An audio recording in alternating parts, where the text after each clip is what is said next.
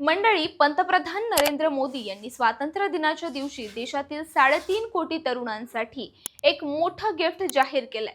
विकसित भारत रोजगार योजना. या योजनेतून खासगी क्षेत्रात पहिली नोकरी मिळवणाऱ्या तरुणांना केंद्र सरकारकडून थेट 15,000 रुपयांची मदत मिळणार आहे.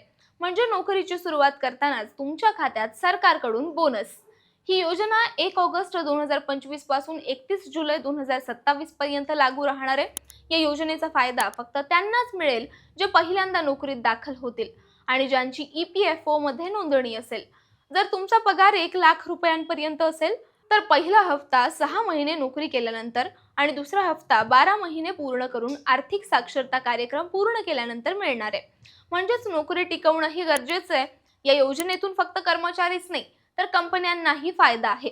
उत्पादन क्षेत्रातील कंपन्यांना सरकार दरमहा प्रत्येक कर्मचाऱ्यामागे 3,000 रुपयांचं अनुदान 2 वर्षांसाठी देणार आहे.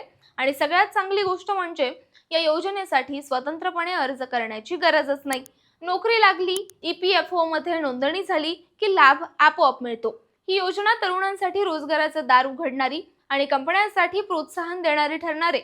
म्हणूनच असं म्हणता येईल, पहिल्या नोकरीसोबत आता सरकारकडूनही मिळणार आहे विकसित भारत रोजगाराचं गिफ्ट.